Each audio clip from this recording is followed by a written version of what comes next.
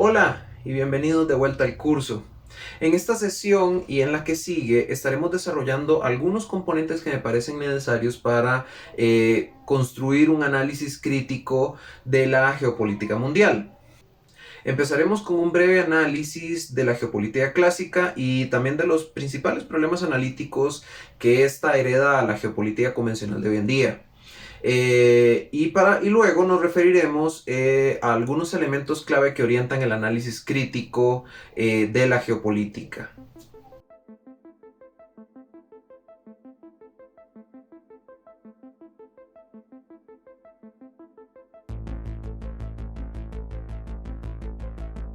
La geopolítica nace del debate histórico entre idealismo y realismo en las relaciones internacionales. Más precisamente surge de la tradición realista, la cual se basa en la idea de que los estados conviven en un contexto de constante inseguridad y por tanto deben consolidar su poder como modo de supervivencia ante otros estados. Cuando Rudolf Kielen acuñó el concepto de geopolítica en 1899, él estaba pensando en un abordaje realista que enfatizara la importancia del territorio y los recursos para definir las posibilidades y necesidades de esta supervivencia estatal. La geopolítica crítica se volvió un esfuerzo científico para explicar cómo el control de facetas de la geografía mundial es y ha sido indispensable para el futuro de los estados y los imperios. Hay tres situaciones históricas que explican por qué la geopolítica surge cuando lo hizo. Primero, este es un momento de gran auge en el nacionalismo económico y el proteccionismo comercial. El ascenso de Estados Unidos y Alemania como nuevas potencias económicas a finales del siglo XIX supusieron una amenaza al dominio británico en la industria, las finanzas y el comercio. Segundo, las potencias europeas también se encontraban involucradas en una agresiva disputa territorial por hacerse con más colonias alrededor del mundo, pero más específicamente en África. De hecho, la Conferencia de Berlín, que efectivamente culminó con el reparto del continente africano y su gente entre los países europeos, tomó lugar entre 1884 y 1886. Finalmente, las universidades también experimentaron un gran crecimiento en este periodo, en términos tanto de la matrícula de estudiantes, pero también como lugares de saber que empezaron a influenciar fuertemente el quehacer político. La geografía en particular surge a fines del siglo XIX como una disciplina académica nueva, y tanto Ratzel, Haushofer, Mackinder y Kielen fueron todos profesores universitarios. Así, no es inesperado que la geopolítica clásica se convirtiera en una tradición intelectual que operaría en asocio con estos procesos más amplios de competencia y colonialismo. A pesar de grandes cambios como el ascenso de Estados Unidos, la caída de los imperios coloniales europeos y la subsecuente descolonización de África, Asia y Centro y Sudamérica, las bases realistas y coloniales del pensamiento geopolítico clásico todavía perduran en el análisis geopolítico convencional de la actualidad. Por ejemplo, vean cómo la discusión sobre el retorno del Talibán ha sido dominada por análisis geopolíticos totalmente enfocado en preguntas como ¿qué pasará con la hegemonía estadounidense ahora que han perdido control de esta puerta de entrada a Asia Central? ¿O cómo afectará esto a la alianza militar de Estados Unidos con Europa? O bien, ¿cómo China y Rusia aprovecharán la retirada de Estados Unidos para desarrollar sus propios proyectos coloniales en Afganistán? Y no es que hacerse estas preguntas sea malo ni nada de eso. Lo que cuestiono es que la discusión se ve totalmente dominada por esta forma de hablar de las relaciones internacionales. Y, como de paso, se invisibilizan las historias de los 40 millones de personas en Afganistán a favor de una lectura que ve al país solo como una localización ventajosa o como una mina de recursos para las potencias. Ciertamente, esa lectura colonial de Mackinder, Haushofer y otros perdura hasta el día de hoy. Entonces, ¿qué podemos hacer? En las últimas décadas han surgido críticas a esta forma de entender el mundo y las cuales han estado amarradas a lo que se ha planteado como el giro postestructuralista en las ciencias sociales. el postestructuralismo es un conjunto de teorías que cuestionan los diferentes sistemas de conocimiento, como la ciencia, el saber experto o la misma religión, para cuestionar cómo sus declaraciones no son neutrales, sino que más bien son socialmente condicionadas y muchas veces el producto de jerarquías políticas o culturales. Piensen aquí en el concepto de discurso.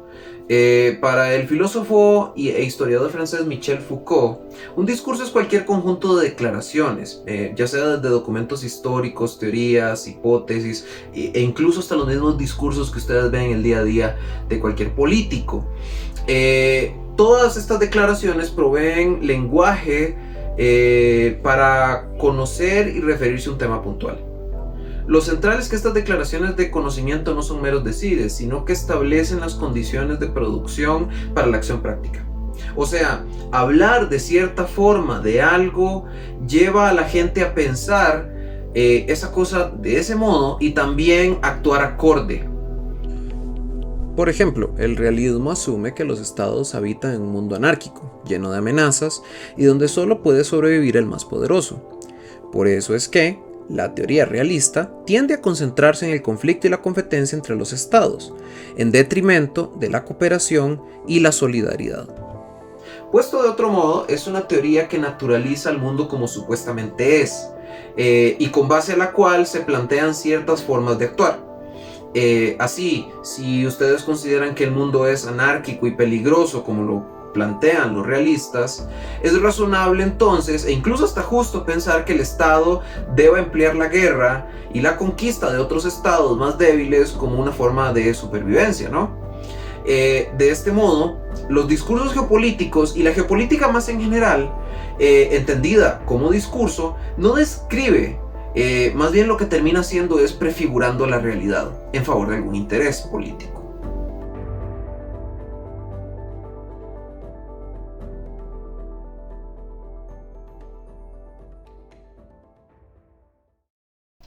Lo primero es comprender que la geopolítica es siempre conducida por alguien, es decir, un actor geopolítico motivado para alcanzar algún objetivo puntual.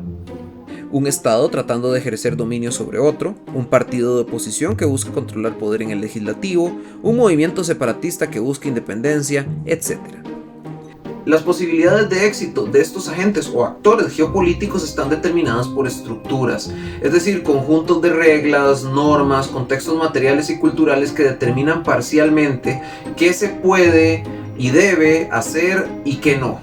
Por ejemplo, piensen en un ama de casa como agente dentro de un hogar patriarcal como estructura, o a ese hogar como agente dentro de la estructura del sistema legal y cultural nacional. Es útil pensar en agencia y estructura porque, primero, nos permite entender que las estructuras ofrecen tanto oportunidades como limitaciones a los agentes. Por ejemplo, una ley puede ofrecer el derecho de huelga a un sindicato al tiempo que otras leyes pueden prevenir ciertas formas de desobediencia civil como el bloqueo de calles. Los agentes disponen de múltiples opciones según sean habilitados y o frustrados por diferentes estructuras. Ese sindicato podría usar a partidos políticos amigables a su favor y competir con quienes no lo son. Las estructuras no son monolíticas, sino que son compuestas de muchos otros agentes.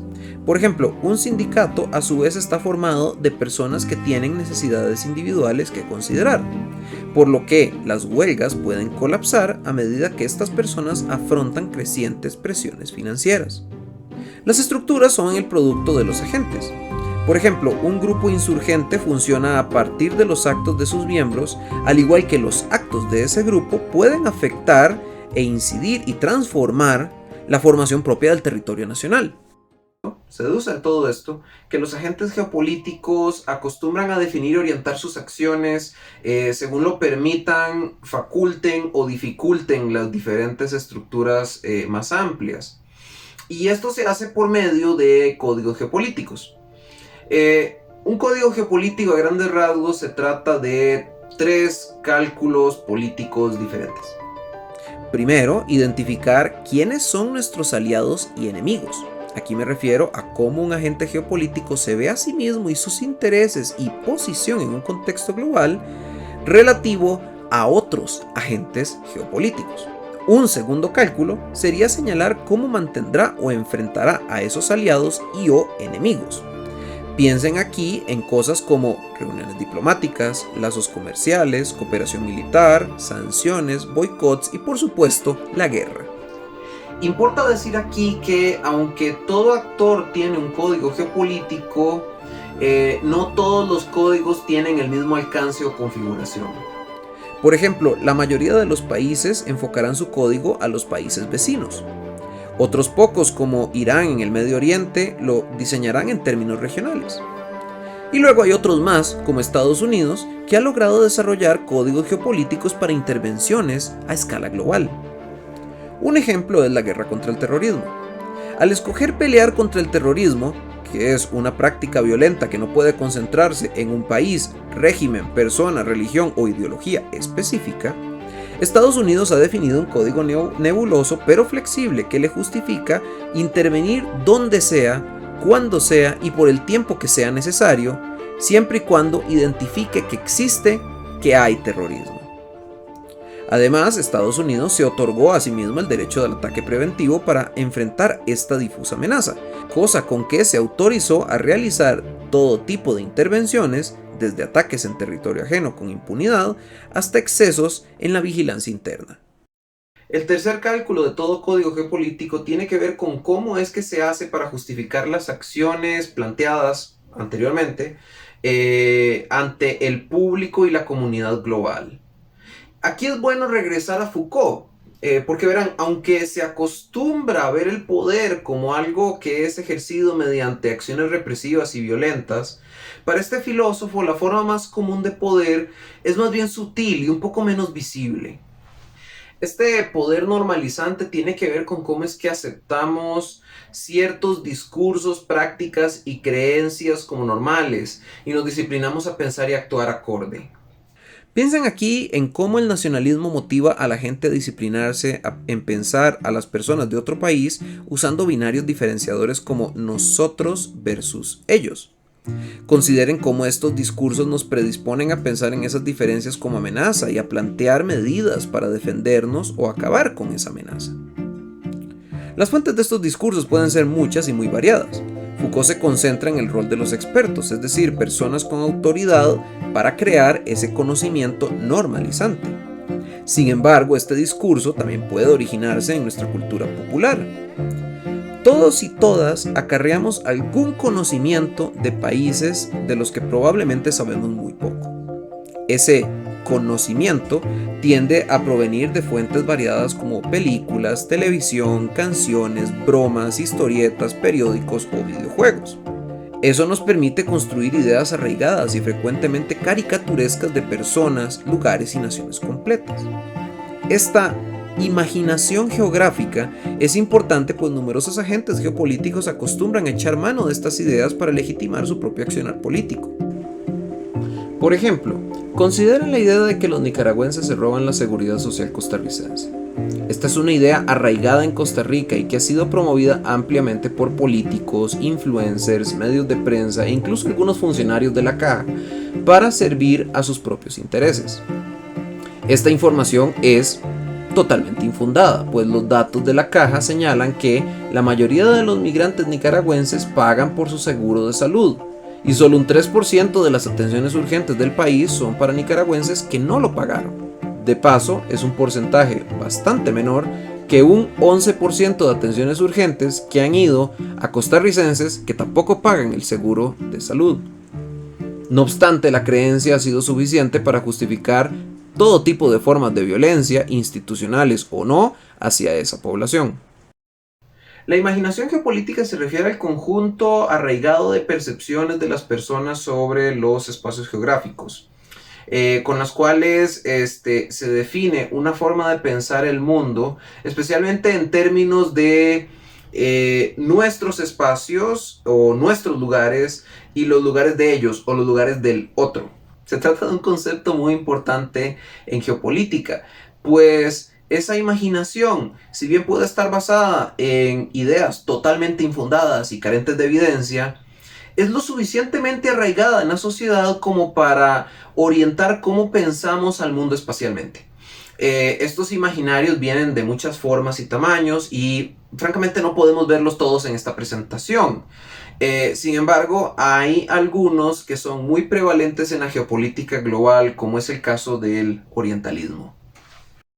Para Edward Said, académico palestino-estadounidense, orientalismo tiene que ver con cómo Occidente ha representado a sociedades no occidentales, y en especial a las culturas árabes de Oriente Medio, como incivilizadas, primitivas, violentas, sensuales, exóticas y barbáricas.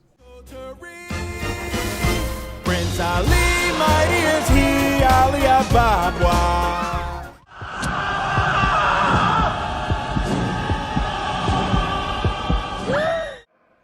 Crimson Jihad will rain fire on one major US city each. Estas representaciones son una expresión del poder de varias formas. La primera es que, a la luz de estas representaciones, Occidente se imagina a sí mismo y sus prácticas geopolíticas como lo opuesto a Oriente, es decir, como un lugar moderno, civilizado y racional. Para Said, esto da cabida a ideas de la superioridad de Occidente, las cuales fueron ampliamente utilizadas como justificación para los brutales actos de conquista y opresión necesarios para que potencias occidentales establecieran su dominio colonial sobre estos lugares. En efecto, Said argumenta que, si bien el objetivo del colonialismo era explotar la fuerza de trabajo local y extraer las materias primas de los territorios coloniales, estas proyecciones degradantes sirvieron para justificar la conquista de estos espacios no según estos intereses económicos, sino que como una forma de ayudarle a esas poblaciones a modernizarse. Consideren en este momento esta frase de Lord Lugard, alto comisionado británico en Nigeria durante la ocupación colonial de ese país. Así como el imperialismo romano llevó a los bárbaros salvajes de esas islas, se refiere a las islas británicas, por el camino del progreso, de igual modo en África hoy estamos pagando la deuda y trayendo a estos lugares oscuros de la tierra la antorcha de la cultura y el progreso. Y aunque comenzó como una práctica colonial, el orientalismo realmente no ha finalizado con la caída de los imperios europeos. Al contrario, estas ideas siguen siendo reproducidas en el arte, la música, las películas y también las intervenciones militares, con notable resurgimiento tras los ataques del 11 de septiembre. Solo consideren este famoso discurso que les dejo a continuación. My fellow citizens, at this hour, American and coalition forces are in the early stages of military operations to disarm Iraq, to free its people, and to defend the world from grave danger. Recapitulemos. La geografía crítica es un abordaje académico que explica cómo agentes en la política internacional pretenden avanzar sus intereses, entendiendo y clasificando al mundo como compuesto de ciertos tipos de lugares y cómo a partir de eso representa a este mundo de una forma que sea consecuente con su propia agenda política, muchas veces los intereses de los más poderosos. Por ello, busca reconocer el rol crítico de la cultura en ofrecer las condiciones de posibilidad y estudiar aquellas voces que resultan marginalizadas de la escena geopolítica global. Esto se hace desafiando quién tiene poder de decir qué sobre el mundo y quién no, quién puede o debe ser escuchado y quién no, y cómo es que factores como la nacionalidad, la etnia, el género, la orientación sexual se vuelven definitivos para determinar a quién se oye y a quién no. No obstante, como plantea este breve esquema, los códigos, la cultura y los imaginarios geopolíticos no suceden en el vacío, sino que están necesariamente arraigados dentro de economías políticas más amplias.